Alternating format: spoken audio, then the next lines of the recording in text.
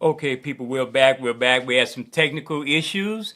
It's not on my end. It might be like the caller said. ICE might be raiding the servers because you know what? They also are doing this. And to each his own. That's what I say. To each his own. I saw while we were on the phone with the caller, we were talking about some important issues. The stream went down, and I have more than enough bandwidth because we do this through the wonderful world of technology where we can stream into a live feed into AOC, and it's not everybody could do this, and we certainly tested the equipment for years before we would be doing it every day on the open line radio. We could basically broadcast from the middle of the desert if we have the right equipment. So what I'm saying is sometimes you have those drop off where the stream is getting blocked, and they have some people who can hack services and block you if they feel they can. Especially if they could get in the other way. You got two ways. You could get in from my way, or you could get in from their way, where the end user, which is AOC. And I'm not saying that's on AOC fault, but I'm just saying they could block your stream. That's the only part of different from doing it in live in the studio function. We at our Digital Soul Radio studios. So again, no problem, because we're going to keep it moving. We always did that.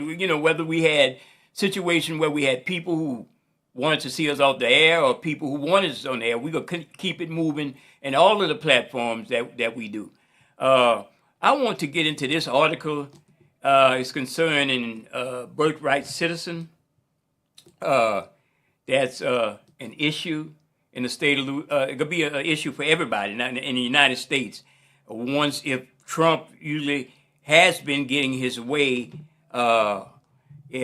in what is going on in the Supreme Court.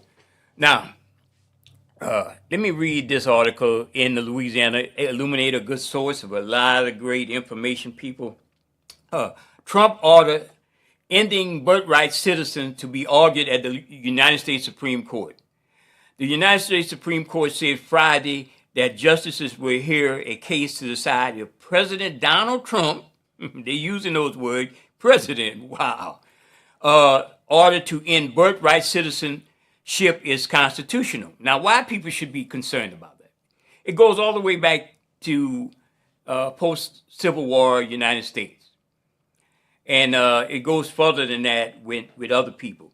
The court agreed to hear a case before it is decided in a lower court that deals with the Constitution's 14th Amendment, which grants citizenship to almost everyone born in the United States.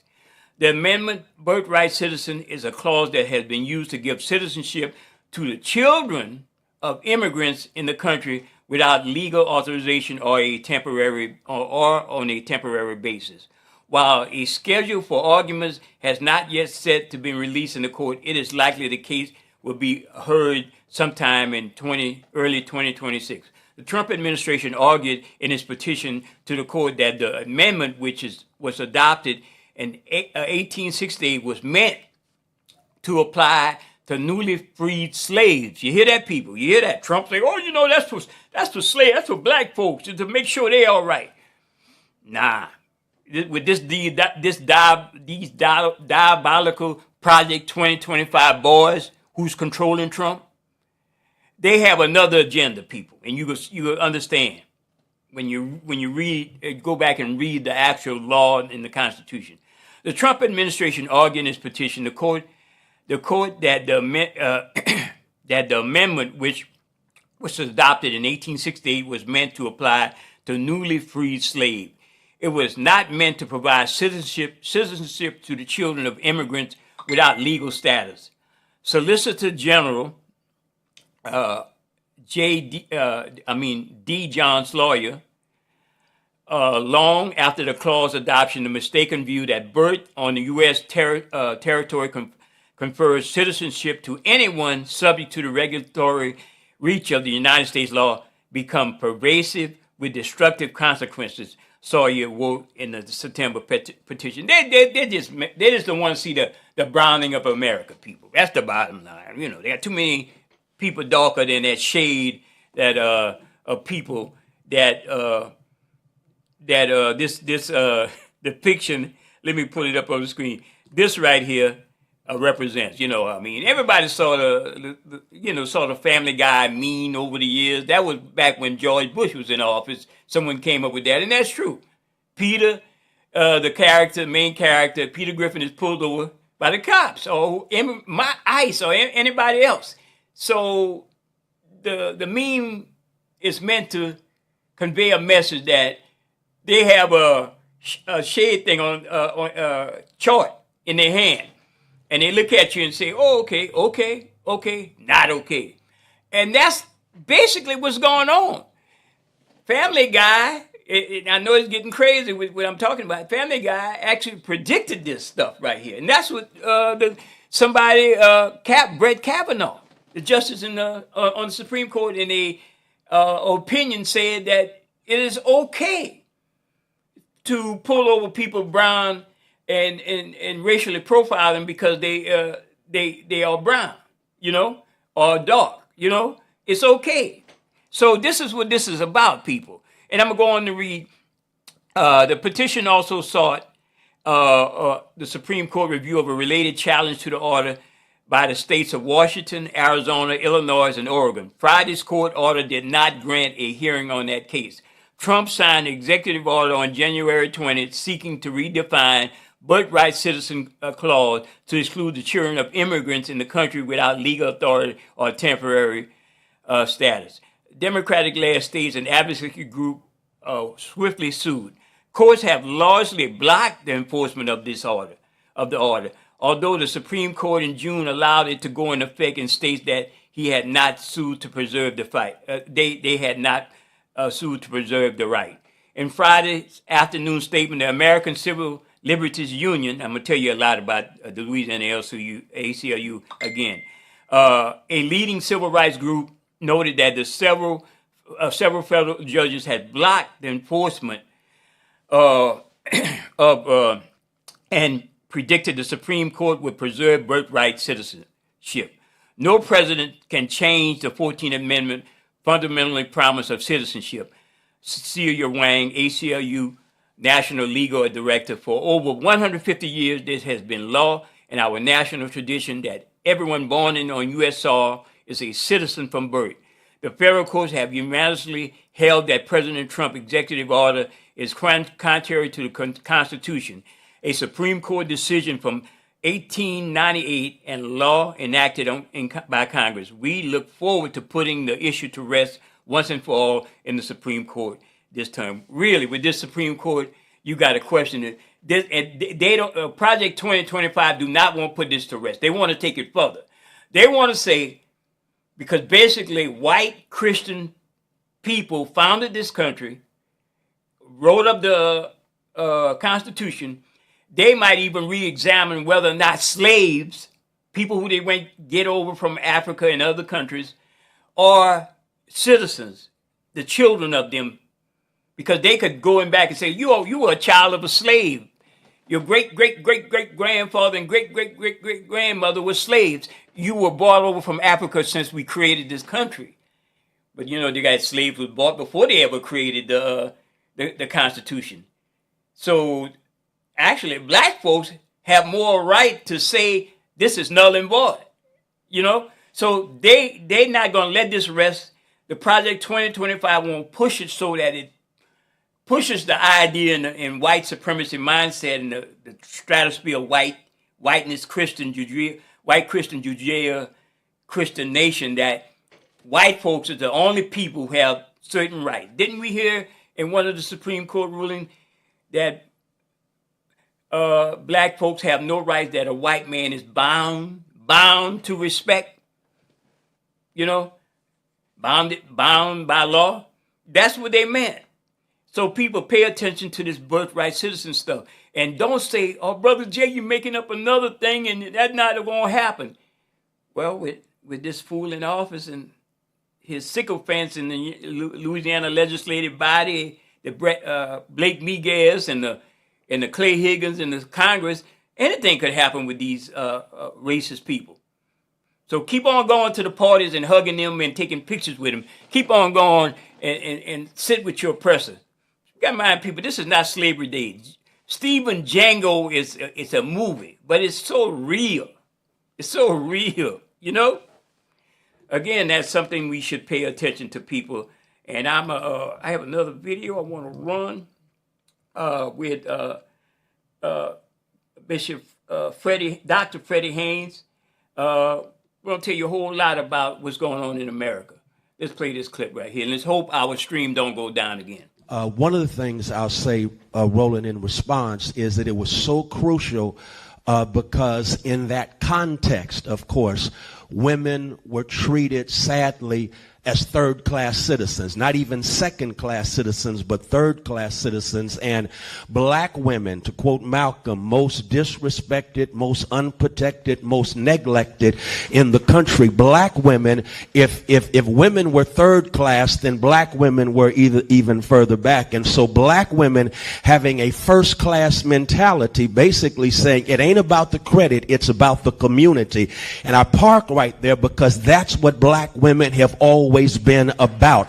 They've always had an Ubuntu spirit that said, if my community progresses, if my community progresses, my children progress. If my children progress, then my men progress. And so black women have had a spirit that the rest of us need to get on board and understand. And that is, if it ain't about the community, then what are we here for? And so black women did not get the credit back then, but now historians who are now conscious are looking back at what happened and said, listen, if it weren't for the women, we would not be here. And so Martin King, E.D. Nixon, all of them, the stage is set by the brilliance and the boldness of black women who weren't about the credit, they were about the community. What a lesson for us today, and that is, if we're going to rise above what we're dealing with today, it's got to be about community and not about who gets the credit. If it's about the credit, then the community is going to suffer in the process. And I'm so glad we're recapturing lessons from the movement, because again, they organized it for one day. And here's a powerful piece for me, and that is, and I love your prior question, Roland, about how we adjusted strategy accordingly. And here's what encourages me in this era, and that is that racism and white domination, some call it white supremacy, ain't nothing supreme about them, but white domination and racism always overreach. And when they overreach, it always sets the stage for, I'm in church, God to do exceedingly abundantly above all we can ask or imagine. Here's the trip. All they're asking for is to be treated decently on the buses. Treat us with dignity. We won't even sit in the front. We want to be treated with, we don't want to go pay our fare and then go to the back of the bus and then have to get on the bus from there. We want to be treated with dignity. White domination and racism pushes back on that.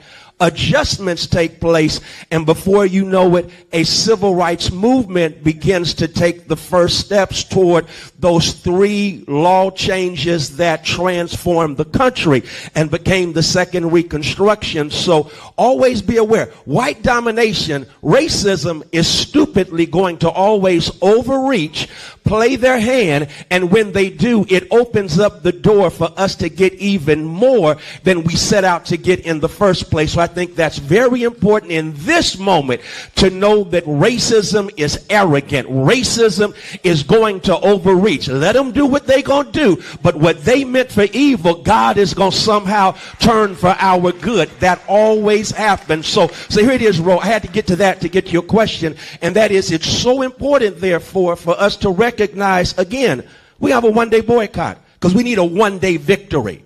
Because sometimes we've got to have a small victory to let us know we can do this. Oh, we did it one day. Right. We can do this thing 5 days. There you go. Oh, we did it 5 days. We can organize before lift, our own MIA lift. And as a consequence, they have the carpooling that took place. We had Uber before there was ever such a thing right here in Montgomery. But it takes those small steps. and not being discouraged when white racism overplays its hand.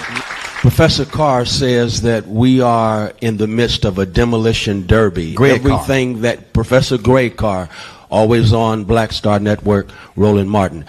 And Dr. Carr says that right now, everything that was built up during the second Reconstruction is being subjected to this demolition that is taking place. And so it's so important for us to learn lessons as we connect those dots. When you all were talking about messaging, I almost shouted because of the fact that we talk about a political party that is always on message. Another party, we don't know what their message is. We also have to look at ourselves as a community and see, did we forget the lessons of this movement that started here, where they were always on message. Thank you, Bernice King, for reminding us of the mass meetings that took place so that the message was always clear. They were always on message. And in a day where the politics of gaslighting is always being utilized in order to mess with the minds and play on the ignorance of a constituency that does not read, that does not, and I'm not just talking about black folk, I'm talking about the fact that this is one of the most educated people in this country are black women.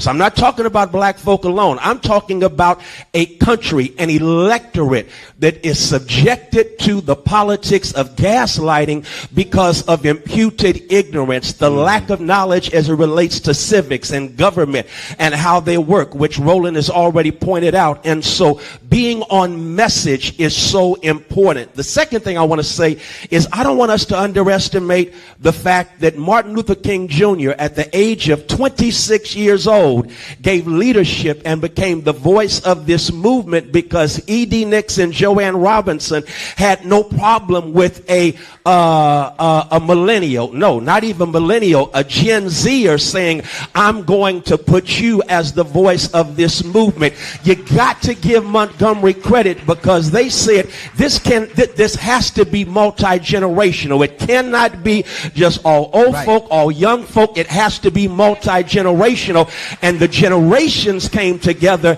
and fueled a movement. And then here it is, Martin King Jr., Morehouse, Crozier, Boston University, theologically prepared to give leadership and articulate a theology of justice.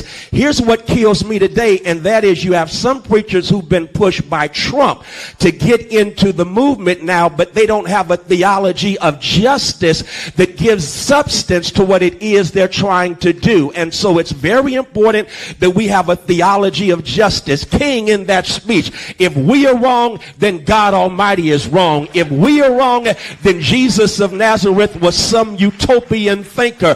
He already had God theologically on the side of the fight for justice in this country.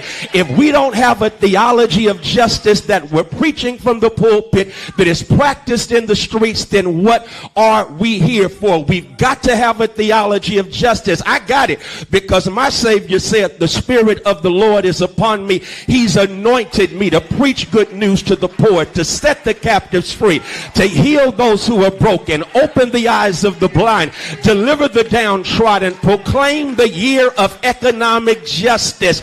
We've got to have a theology of justice in our churches as opposed to a plantation theology that emphasizes individualism as opposed to the good of the whole community. And that's when we shall overcome. There you go, people. Dr. Freddie Haynes, I think he's going to run for national office. And at the end, what he said concerning churches being for individuals, you know, the new Mercedes, the new big old brand new Tahoe that might cost like $70,000, $80,000, Tahoe Chevrolet, my advertising.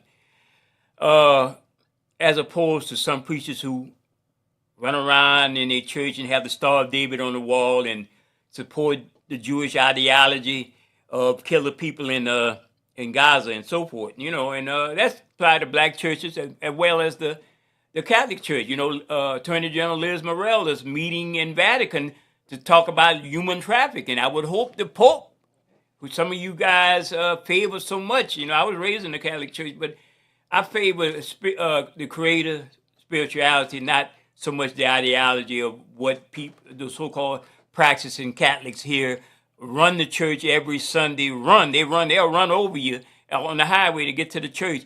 And what are they praying for? Tell me. They're praying for the demise of the darker people than them.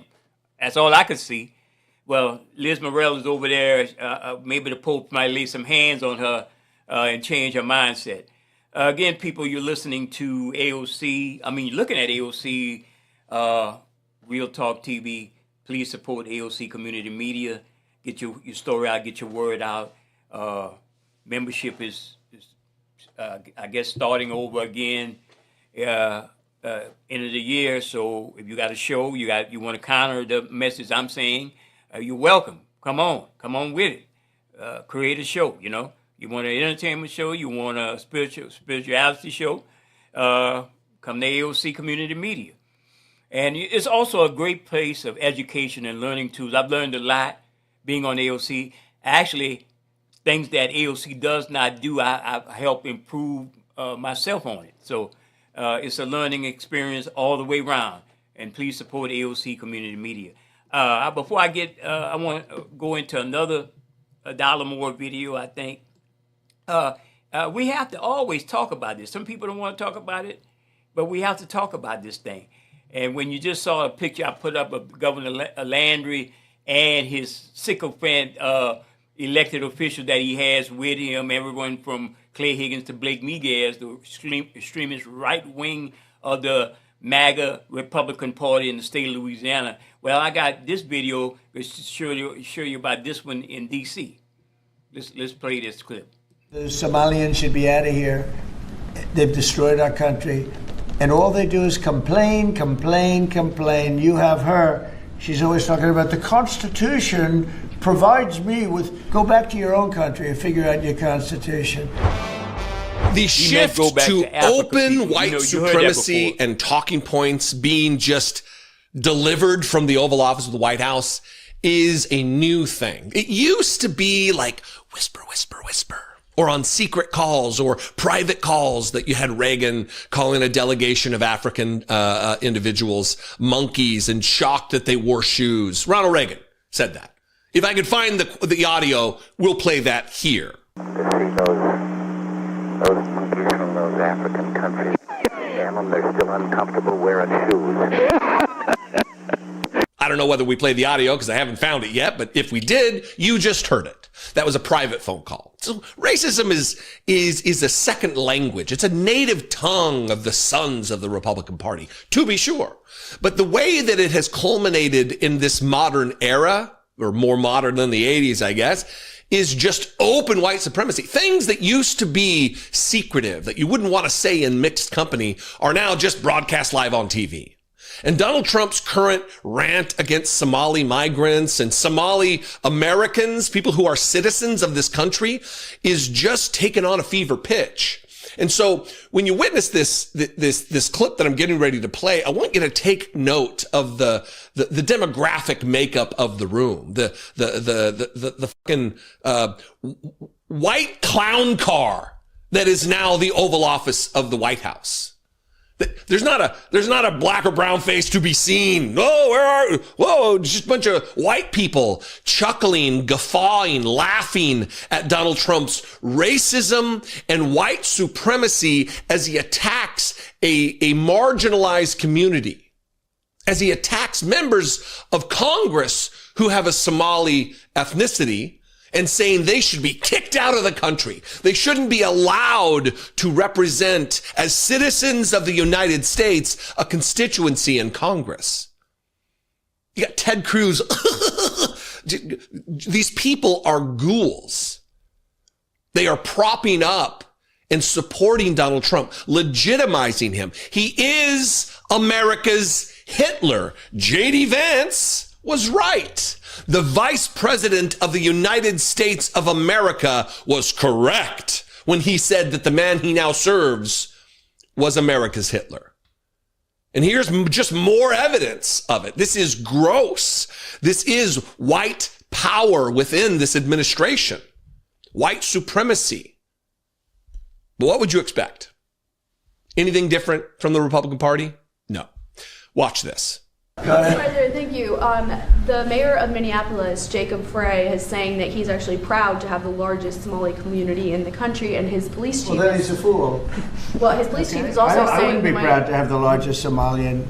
Look at their nation. Look how bad their nation is. It's not even a nation. It's just people walking around killing each other. Look, these Somalians have taken billions of dollars out of our country.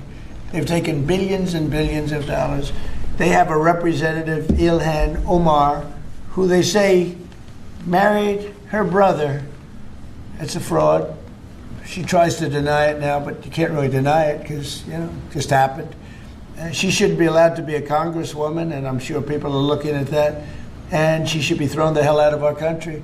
And most of those people, they have destroyed Minnesota, okay? Minnesota, you have an incompetent governor. You have a crooked governor. He's crooked as hell, but he's incompetent. Waltz he should be ashamed. That beautiful land, that beautiful state, it's a hellhole right now. And the Somalians should be out of here. They've destroyed our country.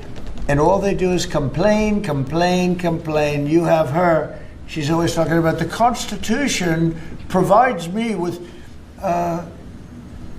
Go back to your own country and figure out your Constitution. All she does is complain about this country. Without this country, she would not be in very good shape. She probably wouldn't be alive right now.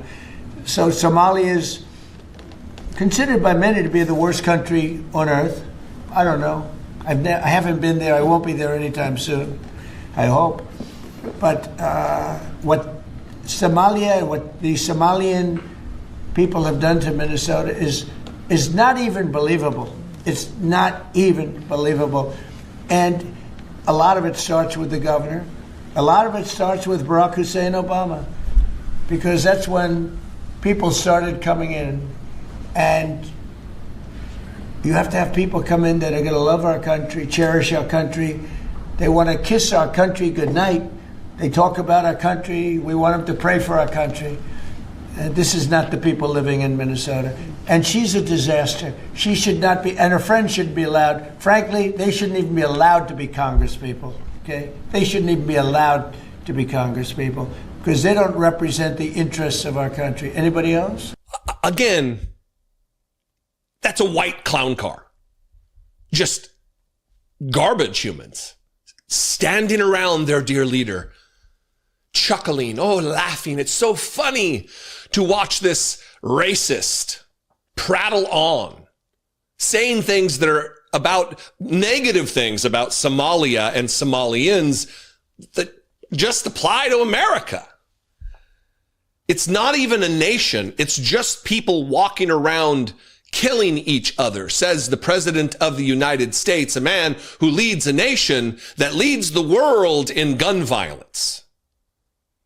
Again, I will say it is crass, but it is true. There is no pile of dead children too high to push Republicans off of their support of weapons of war in the hands of maniacs killing our children in schools. We are a nation of people walking around killing each other. We're still a nation, Donald Trump. And that Ilhan Omar, a citizen of this country, shouldn't be allowed to be a congresswoman. And I'm sure people are looking at that. She's a citizen.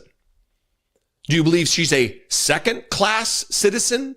She does not hold the rights and privileges of every other native-born citizen, Donald Trump?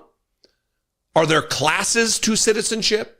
Am I less of a citizen than you, two of us born here in the United States? Am I less of a citizen because I'm poorer than you, Donald Trump? Do you have more privilege in our society?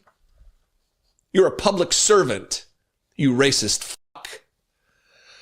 It's a hellhole right now, says Donald Trump, speaking of a state within the borders of the United States.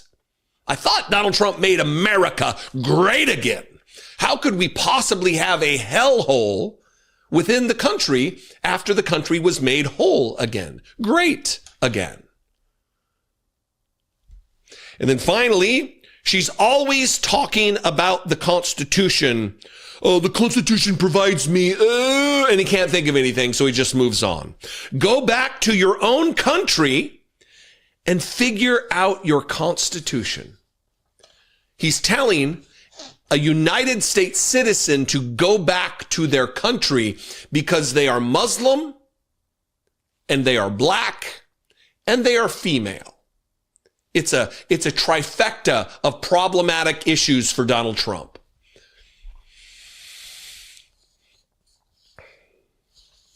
And what do we do about this? How do we deal with this as an independent media individual, as someone who traffics in this news, talking about it and providing commentary of an analysis? What do we do when our main media sources, even ones that purport to be progressive or liberal or not conservative, psychotic, propaganda outlets like Fox News or News Nation for that matter, or Newsmax? Alex Tabet is this kid's name.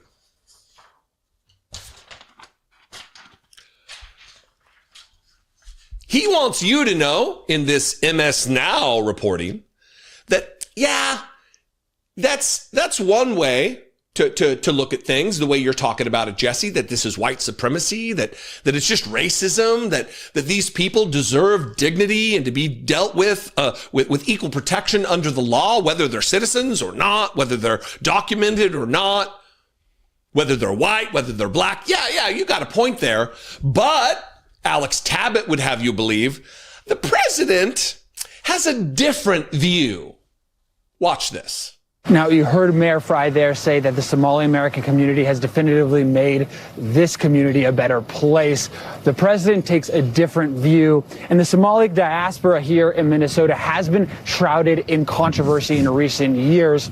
It was recently found out that close to $1 billion have been stolen from Minnesota State Social Services and fraudulent schemes that were orchestrated in many instances by members of the Somali diaspora. But what Jacob Fry says is that the wrongdoings of individuals shouldn't result in a collective punishment. Anna? Alex Tabet, thank you for that reporting. Is white supremacy Alex Tabet? Is it a different view? It's just an alternative viewpoint. Yeah, they're humans, and they absolutely have the same rights under the Constitution as anybody else. They should be provided due process. They should be provided dignity. All of the rights and privileges that come along with being in our country, a country that is governed by the Constitution of the United States. But Donald Trump has a different view. It's called white supremacy. It's called racism. It's called bigotry. It's called xenophobia. It's called fear-mongering. It's called fucking fascism. It's not a different view. MSNBC or MS Now. Very disappointing. Look, I don't watch a lot of MSNBC or MS Now. I don't watch a lot of that. I don't watch a lot of news in general. But we deserve better than this. If you're a regular MS Now watcher, you should be firing off a tweet or a post on Blue Sky or emailing them, getting in their comments and letting them know on videos like this that what are you talking about? A different viewpoint. It's very fine people on both sides is what's happening now from MS Now. It's what's happening now on MS Now. What do you think? I invite you to this conversation I believe is important. You can comment below this video wherever you're watching it. You can go over to MS Now and comment on their videos. You can also call my voicemail line, 714-576-4054. And of course, as always, you can email me, daily@dollamore.com. I love and appreciate you. Yes, people, you just saw that piece on Dollamore. I think he made some good points. You don't necessarily have to agree with him for everything in his motive for being a person that points out racism. And pretty sure we'll have people who say, well, Biden was a racist too. Let me get this call right quick. Hey, caller. How you doing, caller? Very good, brother Jay. Yes, You sir. know, I'm just calling you to commend you again, man. You know, now, you know, when you talk like that, you is a problem with you. But here is a man that don't look like us. You know, he's supposed to be a white guy, Caucasian, uh, uh, uh, whatever they want to call him, but he's not black. Yes, and he's given us all this good information. You know, for all those that believe more in white voice, there it is. You know, because you're not believing us and what we're saying. You understand me? Because we got a problem. Well, he must have a problem too. He's trying to tell us what white supremacy is, what white supremacy is doing. But now, is we gonna take heed to what he's saying? We better, you know. And for all those that's trying to get us not to vote, shame on us. You know, if we listen to that rhetoric not to go and vote, we should be voting at 80 to 100%. We should all be racing to get our voter registration card. You know, we should be doing everything we can to protect us and our culture. Thank you, Brother Jay. Have a wonderful program, bro. Thank you, my brother. Thank you. Right on. Again, you could hear Brother Wallace. I'm sorry. Again, you could hear Brother Wallace every Friday. Him and his panel, Brother Oscar Narcisse and Brother Mike Brown. You could hear him every Friday from 10 to 12 on AOC Community Media. Please consider supporting the channel and become a member. Bring your show on. We'll deal with it. You know, bring your show on. We'll deal with it. So become a member. Brother Oscar Muhammad of the old Community Defenders show, I remember I was so fond of a phrase that he would say. He would say that all the time when these supremacists used to call the show and attack him, Brother Wallace. They used to call the show and he used to say, don't sit home, dialing numbers turning red. Come forward with it. And that brother was dynamite along with Brother Darrell Muhammad back in the day. And I can remember being a part of the show back then as assistant director and so forth. So again, don't sit home, dialing numbers, turning red. Come forward with your facts. You know, this article in the Advocate about the homeless situation, where HUD the situation will throw people in the Lafayette area. They say Acadiana will throw a lot of people into the bad situation. So check that out. It's an article in the Advocate. People need to respond and be concerned about stuff like that. Again, tomorrow, hopefully we'll be on the Open Line radio show here on AOC Community Media. We'll be discussing some different topics. I'm going to say this about the ACLU. I mentioned when I was reading the article, but the Louisiana ACLU, which has always been a guest on some of the platforms that we have. I don't understand for the life of me something is going on. Maybe someone told them not to talk to us. Maybe someone said don't go on those shows that Brother Jay is. We invited them to come on and talk about what's going on in New Orleans and what's going on in South Louisiana to see what we could help the people who are listening to our shows. We know we have callers and listeners and watchers who are from that area, the New Orleans, the Southeast, all around the state. We have people who look at this show or look at some of the platforms we are a part, even Brother Wilder's show. But we can't understand why the ACLU of Louisiana has been dodging me and giving me. I could put up the emails, but I won't do that to them and show them. Now it's not the time for civil rights groups to go underground, to be silent on the people. Now is the time to speak out. So you got to pay attention to that, people. And I'm going to close with this. Corporate media is okay, in a sense, if you want to watch it. Not telling anybody what, but corporate media is lying to you, and in some other way, just like the black legislators, blocking you from knowing the real truth. So pay attention to what's really real news and what's really going on. And I'm going to end with this right here, and I really appreciate all those who have called in and watched the show. I want to thank you guys so much.